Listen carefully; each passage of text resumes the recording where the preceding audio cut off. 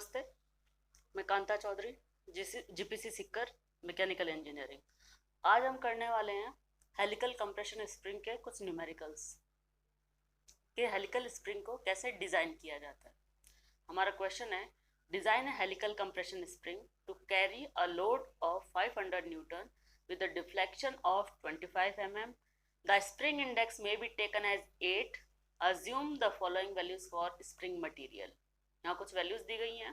Tau shear stress 350 newton पर mm square, G modulus of rigidity 84 kilo newton पर mm square. ठीक है, ये हमारा क्वेश्चन है।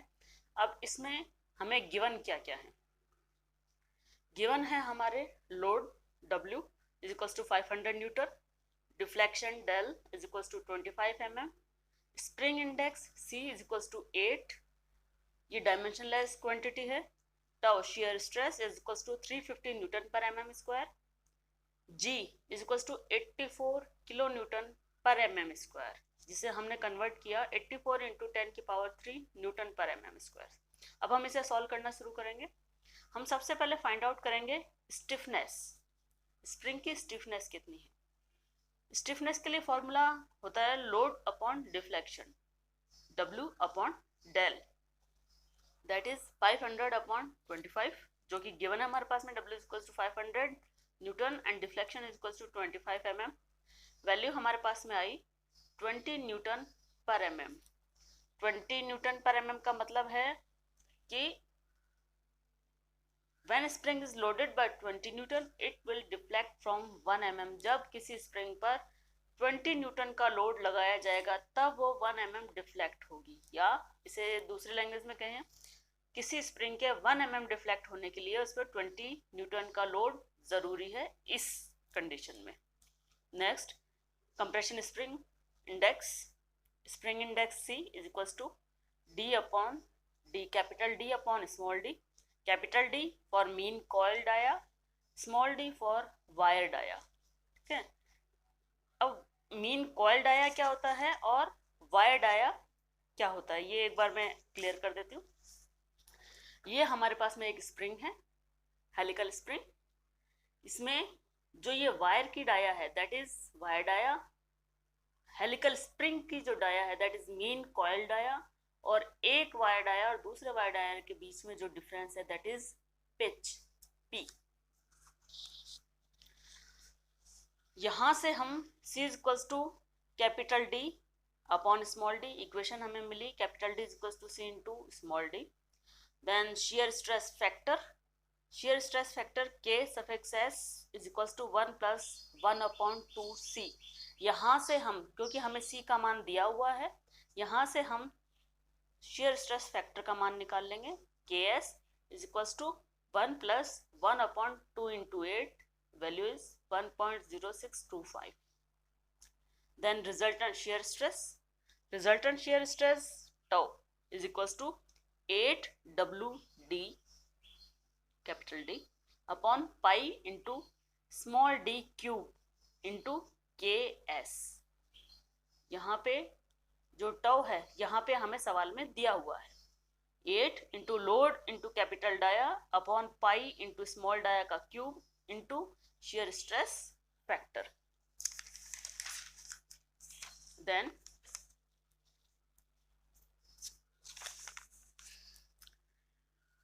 वैल्यू पुट करेंगे। इससे पहले हम यहाँ पर जो capital D upon small d जो था ये होता है स्प्रिंग इंडेक्स, हम अभी देख कर आए हैं। तो tau is equals to 8WC upon pi d square, क्योंकि एक स्मॉल d कैपिटल D के साथ में चला गया है C बनाने के लिए। Then tau is equals to 8WC upon pi d square into KS। d square यहाँ पर हम वैल्यूज इंटरचेंज कर देंगे d स्क्वायर और टाउ की।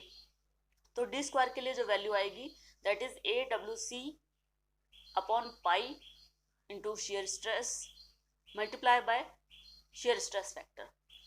वैल्यू रखी 8 into 500 into 8 into 1.0625 upon pi into 350। यहाँ से हमें d का मान मिला 5.56 mm और हमने राउंड फिगर में से लिया 6 mm, that is our wire dia. और ये जो हमारा वायर है सर्कुलर क्रॉस सेक्शंस का है, कैपिटल डी रिलेशन अभी हम देख के आए थे, capital D upon small D. Capital D का मान आया हमारे पास में, capital D upon small D is equals to C. C का मान 8 दिया हुआ है, डी का मान हमारे पास में 6 आ गया है, तो capital D is equals to 8 into 6 48 mm, that is mean coil dia. Now अब वैल्यू निकालेंगे हम एन की, नंबर ऑफ कॉइल्स। तो डिफ्लेक्शन के लिए हमारा फॉर्मूला होता है 8W capital D cube into N upon G small D 4। यहाँ G मॉडुलस ऑफ रिजिडिटी है, N नंबर ऑफ कॉइल्स है।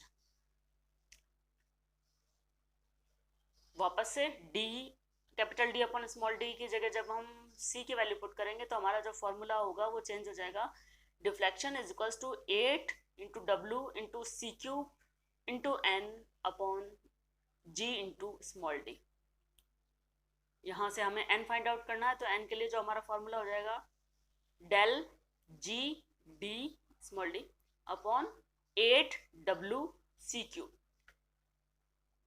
वैल्यू पुट करेंगे 25 into 84 into 10 power 3 into 6 upon 8 into 500 into 8 into 8 into 8 क्योंकि सी क्यूब है is equals to 6.15 dimensionless है क्योंकि number है, ये नंबर ऑफ कॉइल है। यहाँ n, और जब हम इसे राउंड फिगर में लेंगे देन 8, और ये जो नंबर है ये है नंबर ऑफ एक्टिव कॉइल्स। अब एक्टिव कॉइल्स क्या होती है? एक्टिव कॉइल्स वो कॉइल्स होती है जब उस पर लोड लगता है उसके बाद में वो सस्पेंड या एक्सपेंड होती हैं, जबकि जो अपर कॉइल होती है और जो लोअर कॉइल होती है वो इस डिफ्लेक्शन में भाग नहीं लेती है। Number of active coils are the turn who takes place in deflection. Upper end lower coil does not take part in deflection. Upper और लोअर कॉइल जो है वो डिफ्लेक्शन में पार्ट नहीं लेती हैं, इसलिए इन दोनों को छोड़ के बाकी जो सारी होती हैं वो एक्टिव कॉइल्स होती हैं। तो टोटल नंबर ऑफ कॉइल्स जो बनती हैं N dash is equals to number of active coils plus 2, एक ऊपर की और एक नीचे वाली, बराबर a plus 2 is equals to 8 plus 2 is equals to 10।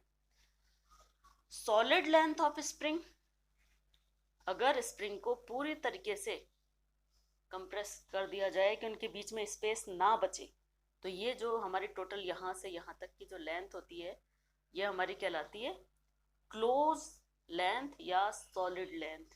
When there is no gap between turns then it is called solid length.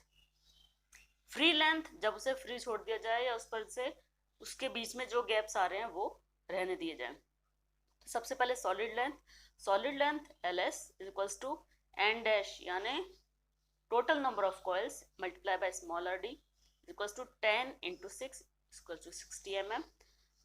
Free length के लिए formula LF is equals to L suffix S plus maximum deflection जो है plus maximum deflection into 0.15। फॉर्मूले में value put करेंगे LF is equal to 60 जो कि है सॉलिड लेंथ की वैल्यू है हमारे पास, plus 25 maximum deflection plus 0.15 into 25 that is 88.75 mm। ये हमें मिली है फ्री लेंथ की वैल्यू। इसके बाद में हम निकालेंगे पिच ऑफ कॉइल। ये जो पिच है एक डाया और दूसरे डाया के बीच में जो डिफरेंस है वो हमारा पिच है। तो पिच ऑफ कॉइल ये क्या हो जाएगा? P is equals to free length upon N dash minus 1। Free length जब के बीच में गैप आ रहा है, वो हमारी वैल्यू आई थी 88.75। एन डैश मतलब total number of coils 10 minus 1, यहाँ वैल्यू हमारी आ गई 9.86 mm। इसी के साथ में जो हमने डिज़ाइन किए वैल्यू हमारे लिए क्या क्या डिज़ाइन करने थे, स्मॉलर d, कैपिटल D और पिच लेंथ।